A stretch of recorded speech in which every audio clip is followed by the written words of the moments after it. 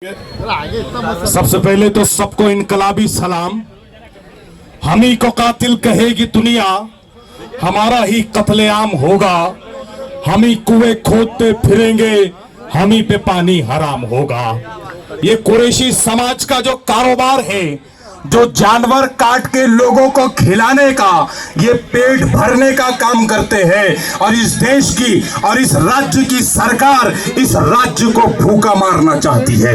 ये बात को लिख कर लेके जाओ। मैं मेरे पत्रकार दोस्तों से कहता हूं, मैं मेरे पुलिस डिपार्टमेंट के दोस्तों से कहता हूं कि जानवरों के कारोबार से सिर्फ कुरैशी समाज का घर नहीं चलता। जाके पूछो शेतकरियों से, साल भर जानवर पालने के बाद जब दिवाली का मौका आता है, जब जो है तो प्रोग्रामों का मौका आता है, होली आती है, दशहरा आता है, तो वो अपने घर के जानवर को बेचकर अपने बच्चों को कपड़े बनवाता है, अपने खेत में पेरने के लिए बीज लाता है। आप मुसलमानों के नाम पर कब तक इन छोटे छोटे समाजों के पेट पे लात मारोगे? तो ये नहीं समझना कि ये समाज यहां पर सिर्फ अपने लिए आया है। ये समाज यहां पर अगरचे आया है तो शेतकरियों के लिए आया है। ये समाज अगर यहाँ पे आया है तो धनगर समाज के लिए आया है।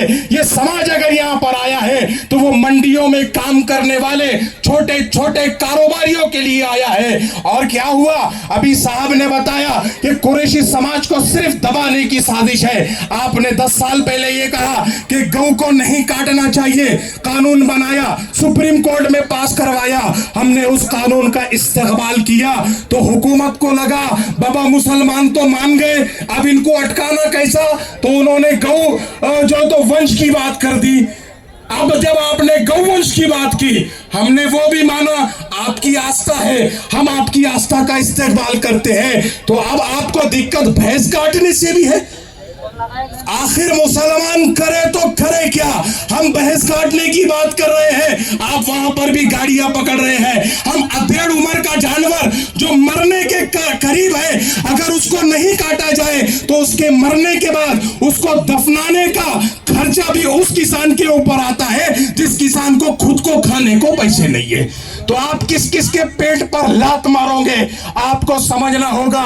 और एक बात याद रखो, ये कुरैशी समाज है, ये ना डरा है ना डरेगा। ये लड़ता है और लड़ेगा, और तब तक लड़ेगा जब तक इंसाफ हमारे हाथ में नहीं आता। मैं वंचित बहुजन आघाड़ी के माध्यम से आली जनाब प्रकाश अंबेडकर की जानिब से यहां पर यह ऐलान करता हूं, आपकी हर जंग में, चाहे वो जंग सड़क की हो, चाहे वो जंग अदालत की हो, चाहे वो जंग सियासत की हो, हम आपके कंधे से कंधा लगाकर खड़े रहेंगे और जीत कर बताएंगे।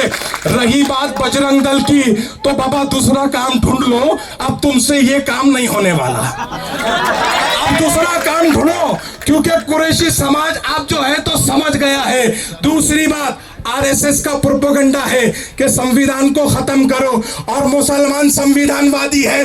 मुसलमान बोलता बाबा पुलिस ने गाड़ी पकड़ना हमारी, तो पुलिस वाले बोले अगर हम पकड़ेंगे तो ये तो संविधान की बात हो जाएगी और हम ठहरे संविधान विरोधी। तो आपने बजरंग दल को जिम्मेदारी दे दी। और अगर कोई बगैर वर्दी का गाड़ी को हाथ देगा तो वो तो रहेगा, उसका हाथ नहीं रहेगा।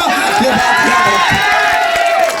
कुरैशी बिरादरी से इतना कहता हूं, ये जंग को जिस तरह से शुरू किया है, आखिरी तक लड़ने की जरूरत है। मैं आपको मुबारकबाद देता हूं कि आप इनकलाब बर्पा कर रहे हैं, आप आंदोलन कर रहे हैं, और कोई भी आंदोलनिक समाज कभी भी हारता नहीं है। हम लड़ रहे हैं तो जीतेंगे, और जब तक जीत हमारे पास नहीं आ जाती हम पीछे नहीं हटने वाले।